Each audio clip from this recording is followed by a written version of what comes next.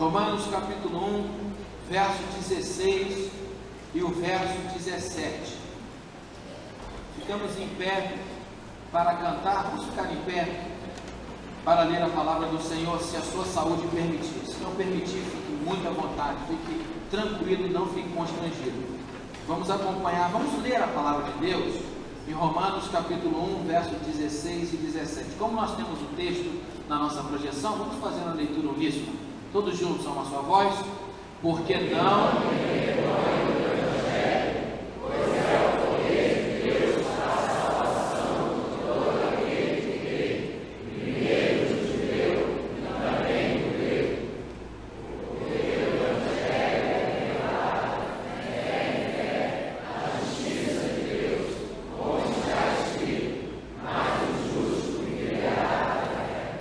Louvado seja Deus por sua santa palavra. Você pode sentar nesse instante. Irmãos, os historiadores nos afirmam que foi esse texto de Romanos capítulo 1, versos 16 e 17, especificamente a parte B do verso 17, uma reinterpretação do apóstolo Paulo, escrevendo à sua igreja em Roma, do texto de Abacuque: o justo viverá pela fé. Foi lendo esse texto que Martim Lutero, esse monge agostiniano, chega à conclusão e tem os seus olhos abertos, as escamas espirituais retiradas, e ele vai ter um encontro com a glória do Senhor. Falar em reforma protestante hoje já é uma grande necessidade em reformar os termos, até numa própria explicação do próprio termo reforma protestante. Os historiadores e os teólogos que estudam a reforma, aqueles que representam hoje no Brasil uma grande ala da igreja ortodoxa no Brasil, que tem ortodoxia, quando eu falo, a partir da interpretação das Sagradas Escrituras, esse modelo de entender que a Bíblia ela é a palavra de Deus. Esses irmãos nos sugerem já usar o termo não mais reforma protestante, mas as reformas, porque Martim Lutero, como o grande reformador, ele ganha o lugar de destaque nesse grande movimento. Conhecido em 1517, quando ele pega as 95 teses e fixa no castelo de Wittenberg, na Alemanha. Desde então, nós temos essa data comemorativa, onde é celebrada a reforma protestante. Mas a reforma ela não gira tão somente em Martim Lutero, e muito menos a reforma gira tão somente na Alemanha. E sobre alguns aspectos aqui da reforma protestante, eu queria mais honrar a fé daqueles que passaram, citando algumas coisas tão importantes para nós, tão antigas, mas tão reais, tão longe, mas tão necessárias para a nossa vida, para a vida da igreja local, para a vida da igreja no Brasil, especialmente. A reforma protestante hoje, ela dentro desse paradigma de reformas, porque o que aconteceu em 1517 é o estopim de um movimento do Espírito Santo que usou vários homens, e a história vai dizer, vai nos ensinar que antes da reforma existiram os pré-reformadores, homens que já emitiam opiniões. O próprio Martim Lutero, 2 meses antes, nós só temos as 95 teses sendo muito discutidas, mas mais importante do que as 95 teses, 2 meses antes, de 31 de outubro de 1517, Martim Lutero, ele vai degladiar uma maneira de se fazer teologia naquela época, principalmente dos príncipes teólogos franceses. Ele chama-os para uma disputa. Por isso que não caia no conto daqueles que se dizem reformadores hoje, naqueles que abraçam a teologia reformada e que de maneira violenta e que de maneira, às vezes, mal educada, tentam defender a sua teologia se baseando no modelo de Lutero. Havia uma disputa, isso era normal, isso era consciente do povo que fazia teologia. Por isso que a gente não tem que brigar. Eu vejo algumas pessoas na internet, blogs que se intitulam reformados, pessoas que detêm um conhecimento e saem por aí com a bandeira na mão, quase com um cavalo branco de Lutero, entrando nas igrejas para defender uma sã doutrina, quando Lutero estava tão somente acompanhando os dias. Então a gente não tem que repetir os modelos, nós precisamos aprender os conceitos e viver os princípios.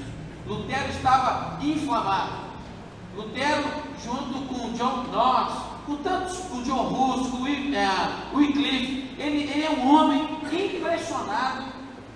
São homens impressionados pela graça do Evangelho, por causa do amor de Jesus Cristo, e que no contexto onde ele estava inserido, mesmo sendo discípulo de Agostinho, pelo menos teologicamente a gente pode assim dizer, nós temos esses homens vão viver essa grande experiência de ter a fé do Senhor Jesus substituída por algumas coisas que provocam neles necessidade de uma grande mudança. Então, o grande pensamento começa a surgir. Lutero começa a romper. Por que protestante? Por que somos protestantes? De maneira muito simplista, porque a história não é a minha praia, mas somos protestantes pela ideia de príncipes reformadores protestarem contra Carlos V, pela liberdade de poderem cultuar o Senhor Jesus na perspectiva das Sagradas Escrituras. E reforma, porque a igreja romana naquele tempo vinha se desviando já há algum tempo, há bom tempo, desde pelo menos de 313 com Constantino, daquilo que nós supomos e hoje concordamos com eles, de alguns pontos cruciais da nossa fé. Se você, quem já teve a oportunidade de ler as 95 teses de Lutero, se você já teve a oportunidade de ler, você vai ver que Lutero, a princípio, ele não queria uma mudança da igreja, ele não queria uma divisão da igreja.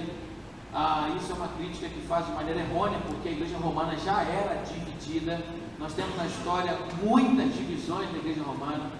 Lutero não tinha a intenção propriamente dito de acontecer, até porque, como disse o pastor Estevão na sua oração, eram homens, não sabiam dos dias, estavam vivendo o seu contexto, estavam lutando por aquilo que o Espírito Santo de Deus, por sua santa palavra, os tinha revelado. Não eram provocadores. Sabemos que há uma outra história. Não somos aqui meninos, por mais jovens que sejamos, de avaliarmos a reforma protestante em função dessa humanidade de muitas pessoas. Ela chegou, provavelmente, eu acredito, a envergonhar Martinho Lutero e João Calvino em alguns momentos, por causa das consequências de homens que usaram da violência para a defesa da fé. Há críticas, existem erros, mas existem acertos. A reforma protestante, nesse grande movimento de reformas, aconteceram muitos erros, coisas que realmente nos envergonham, mas graças a Deus, o seu Santo Espírito, que preservou a nós valores inegociáveis da sua santa palavra. Amém, irmãos? Então, quando tentam apedrejar esse movimento, nos jogando na cara, num termo mais chulo, situações horrendas que não deveriam ter acontecido, não se esqueça de que tem muita coisa boa a ser contada da reforma protestante. Digo a ideia de termos reformas, porque somos homens, e homens precisam de referenciais.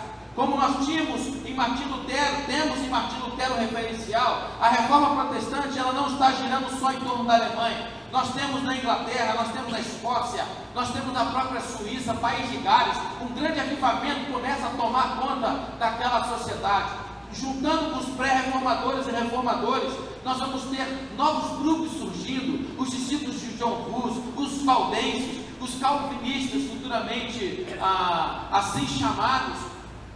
Muita coisa começou a acontecer. Deus começou a usar pessoas de variados grupos diferentes, e em determinados pontos diferentes, as coisas, em lugares diferentes, as coisas aconteceram diferentes do que aconteceu na Alemanha em Genebra. Para você ter uma ideia, queridos, a reforma protestante, dentro dessa perspectiva de reformas, ela não só abençoou a igreja cristã com o retorno às Sagradas Escrituras, com o retorno ao paradigma da fé, ao paradigma da graça, ao paradigma do Cristo e ao paradigma do só lhe deu glória, onde só a Deus nós devemos glória. Nós temos uma gama de possibilidades. Quando eu vejo hoje algumas pessoas na internet criticando a teologia de missão integral, são pessoas que provavelmente não conhecem sobre a reforma protestante, porque a reforma protestante ela foi tão importante para o mundo atual e para o mundo da sua época, que foi por causa da reforma protestante que nós temos a citação de Genebra sendo o primeiro lugar onde existe polícia no mundo. Foi o primeiro lugar onde se pensou em saneamento básico, esgoto, quando os reformadores, influenciados por questões políticas, sociais e econômicas, também usaram de uma leitura bíblica para intervir na sua sociedade, na sociedade. O que seria das artes se não fosse a reforma protestante? Se você estudar Van Gogh, Rembrandt, você vai ficar encantado e você vai perceber Rembrandt, um reformador, um homem que foi usado para produzir o belo. A reforma protestante influenciou inclusive a ciência, até aquele momento, positivamente, até aquele momento, pela teologia da criação caída, não exaltada, quando o que era ensinado era de que a criação feita por Deus, ela estava totalmente depravada diante do Senhor. Até aquele momento, a humanidade, ela era um lugar de demônio. A terra era do maligno e nada bom havia aqui. Agora não, mesmo crendo ainda na criação, a teologia reformada, ela vem a partir da experiência desses irmãos, trazendo uma grande mudança. Nós sempre falamos da graça, da Escritura, da fé, da glória de Deus. Esse é um tema muito batido e eu espero, bem conhecido da maioria dos cristãos no Brasil. Mas pouco se fala da influência da reforma, dos lugares que a reforma chegou, para trazer uma grande mudança que abençoa a minha e a sua vida. O povo de Deus começou a se abrir para o cientificismo, começou a se abrir pela possibilidade de olhar para a criação, longe de Deus, caída, mas agora exaltada, porque eles entendem, por textos sagrados, a Bíblia Sagrada, de que, embora a humanidade caiu, está diante de Deus, a sua imagem e semelhança, ela foi preservada. A imagem e semelhança de Deus, ela está, de alguma maneira, preservada. E eles então começam a se redescobrir na sua missão de vida. Um grande conceito começa a mudar. A ideia do sacerdócio universal de todos os crentes, ela não está presente tão somente na vida religiosa do povo. A ideia agora de Lutero entender que não existe mais um clero, que não existe alguém mais ou menos espiritual, também interfere na vida espiritual do povo. Há uma nova compreensão de espiritualidade a partir da criação exaltada. Irmãos, isso é muito bonito. Eles começaram a ensinar que o camponês que estava na lida da roça, ele poderia viver aquele momento, aquela experiência para a glória de Deus. Só a Deus nós demos glória. A reforma protestante começou a nos ensinar que o cientista cristão que está trabalhando no laboratório para produzir, para pensar, para escrever, ele pode viver para a glória de Deus. Que nós não precisamos mais do monastério, que servir a Deus não é mais virar um monge. Lutero chega a afirmar e fazer uma dura crítica àquilo que acontecia dentro dos monastérios, que mais importante talvez era uma camponesa lavando louça para a glória de Deus do que um monge embriagado e envolvido com prostituição dentro do monastério. Esse caminho ele é rompido. É muito interessante, irmãos. É uma reforma que olha para os direitos dos cidadãos. É por causa da reforma protestante que nós temos o conceito hoje, que nos afeta hoje, do republicanismo. É a reforma protestante que traz a ideia da república. Se você for olhar, e olha que eu não sou calvinista, hein? E esses 5 solas de Calvino precisam ser muito bem repensados, porque os defensores do calvinismo no Brasil dizem que os 5 pontos de Calvino não são de Calvino. Mas nas institutas de Calvino, um documento célebre da igreja, ele abre esse documento como uma carta contrária ao rei, porque ele entendia o princípio da democracia, da república. É a reforma protestante, por isso talvez tão criticada por alguns. É a reforma protestante que vai embrionar. O iluminismo quer roubar essa ideia do nascedor da reforma, mas a história está aí.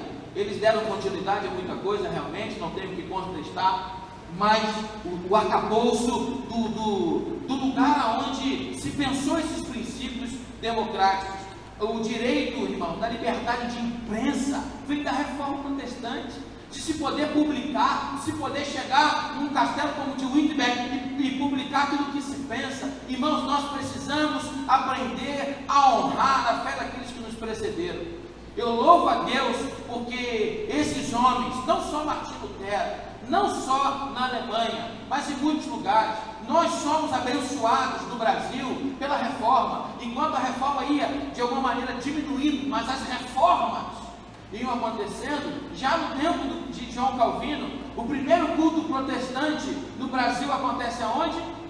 Enviados por calvinistas, e dizem que foram pela maçonaria, não sei, mas calvinistas enviados por Calvino, Gagnon, na Ilha dos Ratos, aqui na Baía de Guanabara, celebra o primeiro culto protestante da história. O Brasil foi abençoado por uma vertente evangelística que traz as Sagradas Escrituras. O primeiro culto é realizado aqui por Gagnon, na Ilha dos Ratos, na Baía de Guanabara. Nós temos, irmãos, os direitos universais, como um grande legado da reforma protestante.